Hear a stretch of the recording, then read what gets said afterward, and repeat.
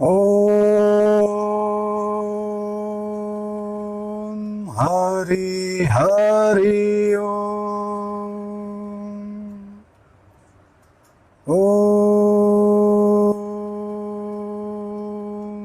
हरि हरि ध्यान मूलम गुरुमूर्ति पूजा मूलम गुरुपदम मंत्रमूलं गुरुवाक्यं मोक्षमूलं गुरुकृपा। ओम शांति शांति शांति। वासुदेव सुतं देवं कंसचानूरमर्दनं देवकी परमानंदं कृष्णं वंदे जगद्गुरुम्। ओम हरि हरि ओम हरि हरि। आप सबों का एक बार पुनः इस गीता ज्ञान गंगा में स्वागत है। आप सब उपस्थित हुए उसके लिए बहुत बहुत धन्यवाद। आज हम कर्म को कैसे यज्ञ बनाते हैं, कर्म कैसे यज्ञ हो जाता है, उसके विज्ञान पे चर्चा करेंगे। भगवान श्री कृष्ण अर्जुन को कहते हैं, नियतं कुरु कर्म त्वं कर्म जयायो हि अकर्मणः शरीर यात्रापि च ते न प्रसिद्धेत अकर्मणः। हे अर्जुन, तुम अपना नियत कर्म करो, क्योंकि कर्म न करने की अपेक्षा कर्म करना श्रेष्ठ है। कर्म के बिना तो शरीर निर्वाह भी नहीं होता। हमारे कर्म के बिना तो हमारा शरीर का भी निर्वाह नहीं होता, क्योंकि शरीर पराश्रित है। शरीर को भोजन चाहिए, शरीर को वस्त्र चाहिए, शरीर को आवास चाहिए, शरीर को विश्राम के लिए एक आवास मतलब एक घर चाहिए, एक बेड चाहिए, रोटी चाहिए। तो इस शरीर यात्रा के लिए भी कर्म बहुत ज़रूरी है। अगर आप कर्म नहीं करेंगे तो ये आपकी शरीर यात्रा भी संभव नहीं होगी। ये वैसे ही है कि आप यात्रा पर निकले हो, आपके पास अच्छी गाड़ी है और गाड़ी में पेट्रोल नहीं है, कोई फ़र्क नहीं पड़ता वो 5 करोड़ की गाड़ी हो या 2 लाख की गाड़ी हो। अगर पेट्रोल ही नहीं है तो आपकी यात्रा वहीं रुक जाएगी। अगर वो पेट्रोल पे चलने वाली गाड़ी है, वाहन है, तो भगवान श्री कृष्ण कहते हैं कर्म जीवन का पेट्रोल है, वो फ्यूल है। अब उस पेट्रोल को आप अपने जीवन में सम्मिलित करते हो और तब आप अपनी जीवन यात्रा शुरू करते हो। जीवन यात्रा का वो एक ऊर्जा का प्रकटीकरण है। तो भगवान कहते हैं कि तुम्हें कर्म तो करना ही पड़ेगा। कर्म तो तुम्हें जीवित रहने के लिए, शरीर निर्वाह के लिए कर्म तो करना ही है। लेकिन कौन सा कर्म करो?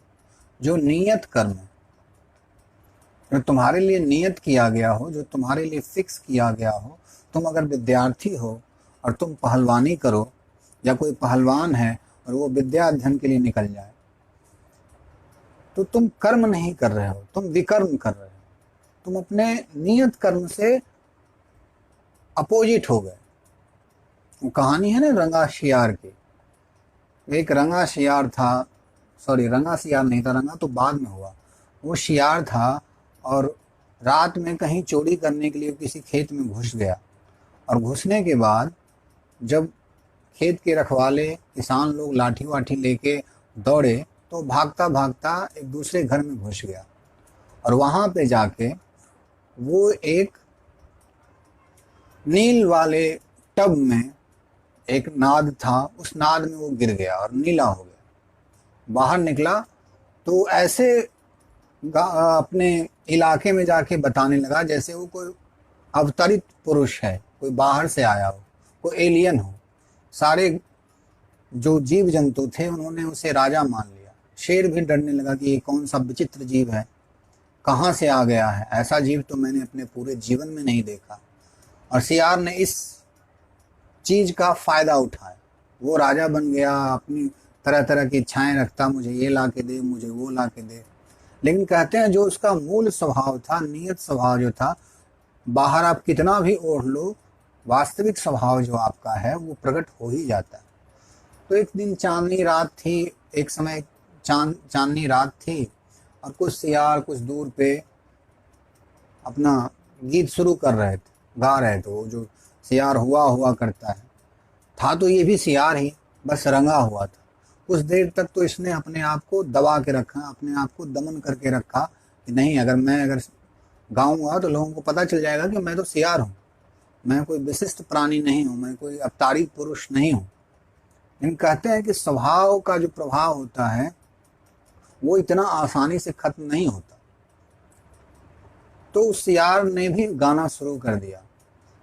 चांदनी रात थी, ठंडी हवाएं चल रही थी, सारे सियार गा रहे थे और इसको भी अपनी कला दिखाने का मौका मिला तो ये भी गाने लगा।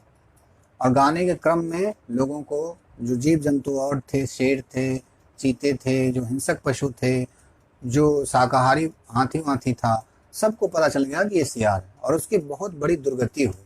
भगवान श्री कृष्ण कहते हैं कि हाँ, नियत कर्म करो, शरीर निर्वाह के लिए भी ऐसा कर्म मत करो जो तुम्हारे स्वभाव से अपोजिट हो। अगर तुम किसान हो तो तुम किसानी करो, तुम पहलवानी करने मत निकल जाना, क्योंकि तुम्हारा जो प्रशिक्षण हुआ है वो एक किसानी के तौर पे हुआ है। एक फिल्म हमने देखी थी लक्ष्य।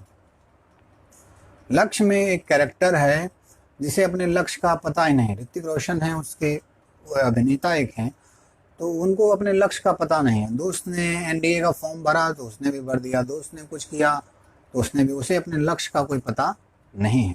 तो उसमें ही एक अच्छा सा डायलॉग था, शायद जावेद अख्तर ने लिखा था। उसने कहा कि एक बुरे डॉक्टर बनने से अच्छा है कि तुम एक अच्छा घास काटने वाला बनो। अपने नियत स्वभाव को जान।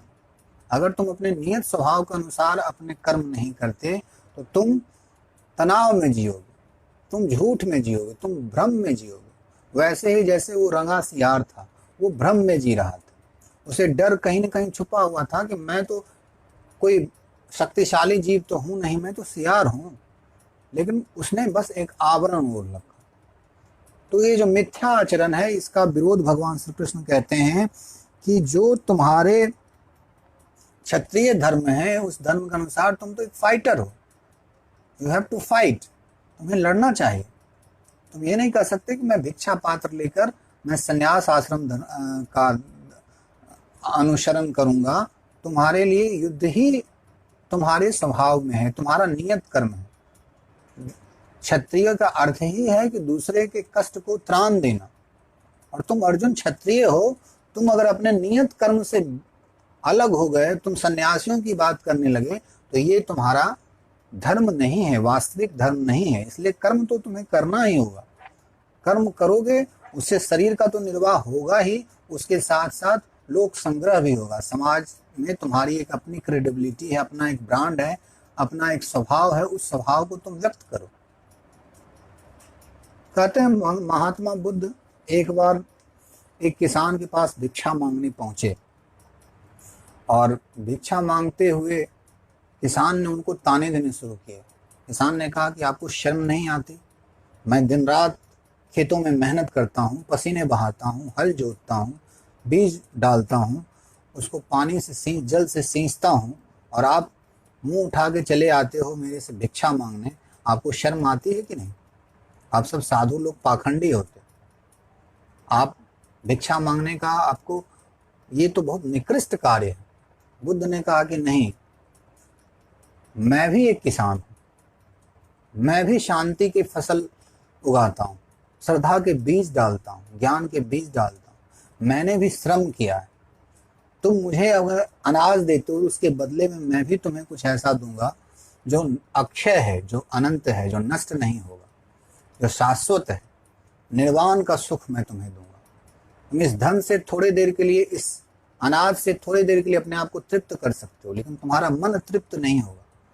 तो हम मन के किसान हैं, तुम तन के किसान हो, हम मन के किसान हैं। तो वो किसान मुस्कुराया और बुद्ध के चरणों में अपने आप को समर्पित किया, और बड़े श्रद्धा भाव से उसने बुद्ध को जो दक्षिणा देनी चाहिए थी, जो भिक्षा देना चाहिए था, वो दिया। तो बुद्ध का जो नियत कर्म है वो एक बुद्धू का नियत कर्म नहीं हो सकता, वो एक वकील का नियत कर्म नहीं हो सकता, वो एक न्यायाधीश का नियत कर्म नहीं हो सकता। आपका नियत कर्म, अगर आप गृहिणी हो, अगर आप माँ हो, अगर आप पिता हो, तो जो एक माँ का नियत कर्म है उसी में आप योग ढूंढ लो। आपको किसी और कर्म में जाने की जरूरत ही नहीं है, और कोई भी कर्म विशिष्ट नहीं होता।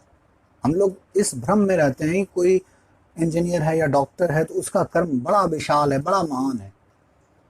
एक माँ का भी कर्म उतना ही महत्वपूर्ण है जितना एक पिता का कर्म है।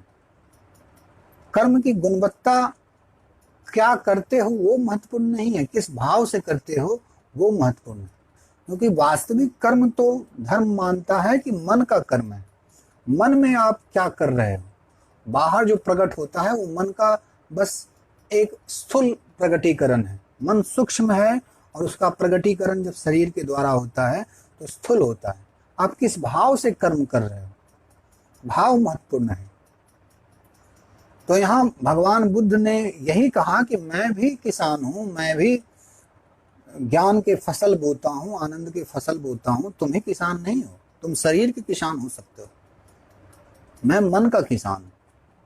तो एक व्यक्ति का नियत जो कर्म है वो दूसरे का कर्म नहीं हो सकता। एक व्यक्ति का जो टैलेंट है वो दूसरे व्यक्ति का टैलेंट नहीं हो सकता।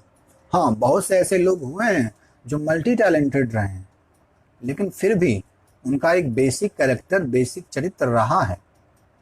तो आपका जो फिक्स कर्म है, नियत कर्म है, उस कर्म को आप करें, तभी आप योग में सिद्धि पा सकते। भगवान कहते हैं कि कर्म करना इसलिए अनिवार्य है कि इससे आपका शरीर भी निर्वाह होता है। क्योंकि शरीर भोजन मांगता है, शरीर वस्त्र मांगता है, शरीर आवास मांगता है, और ये सारी चीजें आप कर्म से ही प्राप्त कर सकते हो। आप बैठ के प्राप्त नहीं कर सकते, इसके लिए आपको कर्म करना होगा। या तो आप किसान, आपको धन की आवश्यकता होगी, आपको वस्तुओं की आवश्यकता होगी, आपको सेवाओं की आवश्यकता होगी, और उन सेवाओं को प्राप्त करने के लिए आपको कर्म करना होगा। तो नियत कर्म जानना जरूरी है कि आपका नियत कर्म क्या है। एक क्षत्रिय का नियत कर्म है कि वो युद्ध लड़े, एक सैनिक का नियत कर्तव्य उसका है कि युद्ध लड़े। एक विद्यार्थी का नियत कर्म है कि वो विद्या अर्जन करे। एक गृहस्थ का नियत कर्म है कि वो धन अर्जन करे, अपने परिवार को पुष्ट करे, भविष्य की योजनाएं बनाए, उसको उसका संवर्धन करे। एक छोटी सी कहानी कहना चाहूंगा। एक बार की बात है कि एक चोर अमेरिका में किसी घर में चोरी करने के लिए घुस गया। रात का वक्त था और चोर बहुत मजबूत था, बहुत स्ट्रांग था चोर। और जो घर के जो मालिक थे वो बड़े बुजुर्ग थे। तो उन्होंने बुद्धि लगाया। उन्होंने क्या किया, अमेरिका का राष्ट्रगान बजा दिया। तो वो चोर सावधान हो गया और झंडे को जैसे सलामी देते हैं राष्ट्रगान के सम्मान में खड़ा हो गया, हिला डुला तक नहीं। और तब तक मालिक ने क्या किया, उसको रस्सी से बांध दिया और पुलिस को फोन किया। पुलिस उसे पकड़ के अदालत ले गई। अदालत में सारी बातें खुली तो अदालत ने उस चोर को मुक्त कर दिया। कहा कि इसने इस देश के राष्ट्रगान का सम्मान किया है, इसने उस समय एक नागरिक का कर्तव्य निभाया, और तुम बस इस चोर को पकड़ने के लिए तुमने अपनी बुद्धि लगाई, इसलिए तुमको सजा दी जाएगी। तुमने राष्ट्रगान का अपमान किया। ये चोर होते हुए भी राष्ट्रगान के सम्मान में खड़ा रहा। तो हमें अपने नियत कर्म को जानना बहुत महत्वपूर्ण है। फूल का नियत कर्म क्या है, वो अपनी खुशबू बिखेरता है। गोबर का नियत कर्म क्या है, वो अपनी बदबू बिखेरेगा ही बिखेरेगा। कई तरह के गोबर होते हैं। कुछ गोबर गणेश भी बन जाते हैं पूजा में। गाय के गोबर का हम लोगों ने एक साइंटिफिक उसका अप्रोच रहा है, साइंटिफिक रिसर्च रहा है। वो जब आप आंगन में उसको लीपते हैं तो वहाँ पे बैक्टीरिया का प्रभाव, जीवाणुओं का प्रभाव थोड़ा कम जाता है, वो ज़्यादा सिक्योर है, सुरक्षित है। तो हर व्यक्ति को अपने नियत कर्म को जानना होगा। जब तक वो अपने नियत कर्म को नहीं जानता तब तक वो साधना के मार्ग पे आगे नहीं बढ़ सकता। भगवान श्री कृष्ण कहते हैं कि तुम्हें नियत कर्म करना होगा। बिन कर्म से नित्य श्रेष्ठ नियमित कर्म करना धर्म है। बिन कर्म के तन भी न रह सधता कर नियत जो कर्म है। वो कर्म करो जो तुम्हारे लिए नियत है, क्योंकि वो नियत कर्म ही तुम्हारे शरीर निर्वाह के लिए, तुम्हारे मन के विकास के लिए, तुम्हारे जीवन के विकास के लिए सिद्ध है, क्योंकि तुम उसमें कुशल हो। हे अर्जुन, तुम्हारे जो नियत कर्म है युद्ध करने का, तुम एक क्षत्रिय हो, तुम सन्यासियों की तरह बात मत करो। तुम एक गृहस्थ हो, तुम्हारा धर्म है कि तुम एक सन्यास वाले धर्म से मुक्त हो जाओ और योद्धा वाले धर्म में, वॉरियर वाले धर्म में आके प्रतिष्ठित हो जाओ। भगवान आगे कहते हैं, भगवान आगे कहते हैं, तज यज्ञ के शुभ कर्म सारे कर्म बंधन पार्थ है। अतएव तब तज आसक्ति सब कर कर्म जो यज्ञार्थ है। हे अर्जुन, तुम यज्ञ के लिए कर्म करो। यज्ञ के बहुत अर्थ हैं। एक तो भौतिक अर्थ, स्थूल अर्थ है जो हम लोग देखते हैं, गांव में कभी यज्ञ होता है, सारे गांव के लोग उसमें भागी होते हैं, उसमें अपना योगदान देते हैं। और योगदान बड़ा सुंदर शब्द है। आप अपना अपना योग देते हैं। गांव में एक सामूहिक कर्म हो रहा है, यज्ञ हो रहा है, और आप उसमें अपनी अपनी आहुतियां डालते हैं, अपने अपना अपना त्याग करते हैं, तो एक बड़ा सा कार्यक्रम आयोजित होता है। कृष्ण उसको स्थूल अर्थ में भी कह रहे हैं और सूक्ष्म अर्थ में भी कह रहे हैं कि तुम्हारे कर्म यज्ञ जैसे होने चाहिए। तुम्हारे कर्म की खुशबू सिर्फ तुम्हारे कमरे तक हो, ऐसा मत सोचो। तुम्हारे कर्म सर्वव्यापक हो, समस्त सृष्टि के कल्याण के लिए हो, सबका मंगल हो ही रहे, सबका भला हो, सब तृप्त हो। ऐसा कर्म करो जिसमें सबकी तृप्ति हो, सबका कल्याण हो। कहते हैं एक भक्त था, हम लोग कहते हैं ना, अपने कर्म को भी बांट लेते हैं और भगवान को भी बांट लेते हैं। और वो भगवान विष्णु का बहुत ही कट्टर भक्त था। जैसे हम लोग, बहुत से लोग लिखते हैं कट्टर हिंदू, कट्टर मुसलमान, मैं कट्टर हूँ, मैं ये हूँ, मैं बंधा हुआ हूँ, मेरा धर्म सबसे महान, ये अहंकार जो हम लोग पालते हैं। वैसे हुए कट्टर विष्णु भक्त था। तो और शिव से बड़ा चिढ़ता था, भगवान शिव से। और सब लोग उसको जान के चिढ़, जब को लोगों को पता हो जाए कि तुम इन बातों से चिढ़ोगे तो वो तो तुमसे आनंद लेंगे, मजा लेंगे, तुम पे व्यंग करेंगे। तो जिस गली में जाता तो लोग उसको ओम नमः शिवाय, शिव शिव करके उसको चिढ़ाते, और उसको बड़ा कष्ट होता, शिव का नाम सुनना नहीं चाहता था। और वो अपने कान के पास एक घंटा अपने हाथ में रखता था, जैसे ही कोई शिव शिव करे तो घंटा बजा देता ताकि वो आवाज़ सुनाई ना दे। अंदर से उसे भी पता था कि कोई शिव बोल रहा है, तब तो घंटा बजा रहे हो तुम। घंटा बजाने की आवश्यकता ही क्यों है? क्योंकि तुमने कुछ दबा रखा है, तुमने कुछ छुपा रखा है, तुम नहीं चाहते कि वो प्रकट हो। अंदर से तुम भी जानते हो कि सामने वाला शिव बोल रहा है, लेकिन वो व्यक्ति अपने आप को ठगने के लिए मोह में था, भ्रम में था, वो घंटा बजाता था जैसे ही कोई शिव शिव करता था। तो कहते हैं भगवान शिव और विष्णु ने तय किया कि इस अज्ञानी को कुछ ज्ञान दिया जाए। तो हरिहर रूप में प्रकट हुए, आधे शिव आधे विष्णु उसके सामने प्रकट हुए। वो शिव को देख के तो बड़ा रुष्ट हुआ और विष्णु को देखकर बहुत प्रसन्न हुआ। विष्णु की स्तुति गाने लगा और उसने धुनी जलाई, अगरबत्ती, जो भी उस समय का अगरबत्ती था, धुनी उन्हें जलाई। और कहते हैं उसने भगवान शिव के नाक को अपनी उंगली से दबा दिया। ये सुगंध जो है सिर्फ विष्णु को मिले, ये सुगंध शिव के पास ना जाए। तो ऐसे भगवान फिर वहां से अंतर ध्यान हो गए और इसके अज्ञान पे हंसने लगे। हम लोग भी अपने कर्म को, अपने धर्म को एक सीमा में बांध देते हैं कि बस मेरा कर्म है, मुझे इसका फल चाहिए। आपका कर्म है, फल सिर्फ आपको ही नहीं मिलेगा, वो फल सर्वव्यापक है, वो समस्त से जुड़ा हुआ फल है।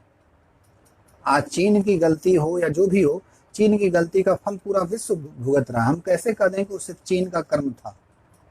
उसका फल तो पूरे विश्व को सर्वव्यापक असर हुआ है उसका।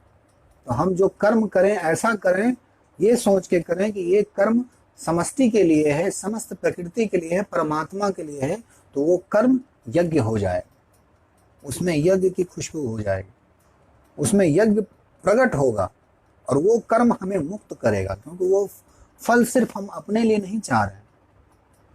जब फल आप अपने लिए चाहते हो, अहंकार के लिए चाहते हो, और अहंकार जिस कर्म में प्रवेश कर जाए वो कर्म रोग हो जाता है, उसमें योग घटित नहीं होता। योग का अर्थ है समस्त को इंक्लूड कर लेना, समग्रता से कर्म करना। जब आप कर्म करते हो तो आप समग्रता से कर्म करो।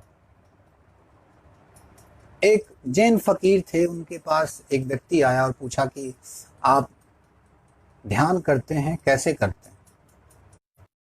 साथ रहो, आज पूरे दिन की मेरी दिनचर्या देखो तो तुम्हें स्पष्ट हो जाएगा कि मैं क्या करता हूँ। और वो व्यक्ति कहते हैं पूरा दिन उनके साथ रहा। और वो जैन फकीर कभी खाना बनाएं, कभी बागवानी करें, कभी सफाई करें, बहुत तरह के कार्य करें, पूरा दिन इसमें ही निकल गया। वो आदमी बड़े आश्चर्य में रहा, कहा कि आप तो कभी ध्यान करते नहीं, ध्यान करते हुए तो मैंने आपको कभी देखा नहीं, पूरे दिन तो आप काम ही करते थे।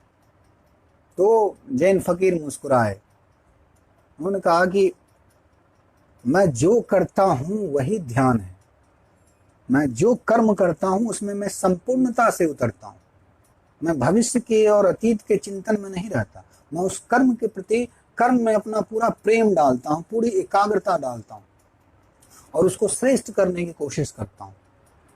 मैं ध्यान हूं, मैं ध्यान करता नहीं हूं, मैं पूजा हूं, मैं प्रेम हूं, मैं प्रेम करता नहीं हूं, ये कोई कृत्य नहीं है, ये मेरा स्वभाव है और मैं अपने स्वभाव को उड़ेलता हूं अपने कर्मों में और कर्म की गुणवत्ता बदल जाती है। एक साधारण सा कर्म यज्ञ हो जाता है अगर आप उसमें समग्रता से उतरते हो। अगर आप समग्रता से नहीं उतरते, खंडित मन से उतरते हो उस कर्म में, तो वो कर्म अकर्म नहीं बन पाता, वो कर्म रोग हो जाता है, क्योंकि अहंकार पीछे रहता है खड़ा, मुझे इससे क्या मिलने वाला है। वो खुश होता है या दुखी होता है, वो सफलता में निराश होता है। लेकिन जो प्रेमी होते हैं, कर्म में प्रेम डालते हैं, वो सीखते हैं, कहते हैं या तो मैं जीतता हूं या तो मैं सीखता हूं। जीतना वो जीतना नहीं है, बस वो उस कर्म में उतर रहे हैं। जब आप किसी कर्म में समग्रता से उतरते हो तो आप समय के पार चले जाते हो, तब परमात्मा जो कालातीत है वो आपके अंदर प्रवेश करता है। तब आप कर्म नहीं कर रहे होते, समस्त सृष्टि आपका सहयोग कर रही होती है और तब ही वो कर्म यज्ञ बनता है, तब ही वो कर्म भ्रम से परे ले जाता है आप। नहीं तो फिर कर्म आपके अहंकार के लिए ही पड़ा रहता है, वो कभी सड़ जाता है, कभी आपके अहंकार के अनुकूल आपको प्राप्त होता है, कभी वो खट्टा होता है, कभी वो मीठा होता है और आपका अहंकार इस ट्रैप में, इस जाल में फंस जाता है। वो और की मांग करते रहता है, लेकिन वो कहते हैं वो अनंत भिखारी है। अहंकार अनंत भिखारी है और परमात्मा अनंत प्रेमी, अनंत आनंद है। अब चुनाव आपका है कि आप किस को सत्य मानते हो। अगर आप खुद को, अपने अहंकार को, अपनी परिभाषाओं को, अपनी कुशलता को, उसी को सत्य मान के बैठे हो, तब तो जीवन आपका, चूंकि आधार ही आपने भ्रम पे रखा है, तो सब कुछ भ्रम पे ही प्रकट होता है और सपने में कोई सुख नहीं पाता। सपना तो आज न कल टूटेगा, वो तो भ्रम है। यात्राओं से कि कोई सुखी नहीं हुआ, सुखी होता है जब आप यात्रा पूर्ण करते हो और जब आप पहुंचते हो। यात्रा का आनंद ले सकते हो आप, लेकिन जब तक आप जिसके लिए यात्रा कर रहे हो, तो जीवन की भी एक यात्रा है। भोजन, वस्त्र, आवास, प्रेम, आनंद, सुरक्षा एक यात्रा है। मन की भी यात्रा है और कहते हैं मन की यात्रा वहां खत्म होती है जब लहर सागर में विलीन हो जाता है। और जब आप प्रेम में विलीन हो जाओगे, वहीं परमात्मा प्रकट है। हरि व्यापक सर्वत्र समाना, प्रेम ते प्रकट हो ही मैं जाना। वो प्रेम से प्रकट होता है, वो ध्यान से प्रकट होता है। ध्यान और प्रेम एक ही पक्षी के दो पंख जैसे हैं। किसी चीज पे अगर आप ध्यान देते हो तो इसका मतलब है आप उससे प्रेम करते हो, और किसी से आप प्रेम करते हो तो ध्यान स्वतः घटता है। भगवान कृष्ण कहते हैं कि तुम्हें अपना नियत कर्म करना चाहिए, जो तुम्हारा टैलेंट है उसके हिसाब से कर्म करो, क्योंकि उसी से जीवन निर्वाह भी होगा और उसी से तुम आध्यात्मिक फील्ड में ग्रो भी करोगे। तुम्हारी आध्यात्मिकता, तुम्हारी साधना पूर्णता की तरफ ले जाएगी। और इसीलिए तुम यज्ञ पूर्वक कर्म करो। कर्म का फल सिर्फ मुझे मिले ये सोच के कर्म मत करो। उस कर्म का फल तुम समस्त सृष्टि को समर्पित करो, पूरी प्रकृति को समर्पित करो, पूरी मानवता को समर्पित करो। अगर मानवता को समर्पित नहीं करोगे तो तुम ईश्वर को समर्पित करो। लेकिन हम क्या करते हैं, हम सीधा उल्टा करते हैं। कर्म का फल, कर्म मैं कर रहा हूं, पहले तो ये भ्रम है मैं ही कर्म कर रहा हूं। तुम कर्म नहीं कर रहे हो, तुम्हारे साथ बहुत सारी शक्तियां हैं जो तुम्हारा सहयोग कर रहे हैं। वो शक्तियां अपना सपोर्ट खींच ले, तुम्हारी सरकार गिर जाएगी, तुम्हारा अहंकार गिर जाएगा। ये अहंकार कि मैं जिंदा हूं, तुम जिंदा नहीं हो। तुमको जिंदा किया है प्रकृति ने, हवाओं ने, सूरज ने, तुम उन पे टिके हुए हो। वो अगर समर्थन खींच ले, तुम्हारी हस्ती कहाँ है? तो पहले तो ये भ्रम होता है कि मैं करता हूं, मैं करने वाला हूं। ये भ्रम सबसे बड़ा भ्रम है। आप कर नहीं रहे हो, आप प्रेरित, आप निमित्त मात्र हो। भगवान श्री कृष्ण कहता है निमित्त मात्र हो अर्जुन, तुम निमित्त हो। तुम बांस की बांसुरी हो, बजाने वाला कोई और है।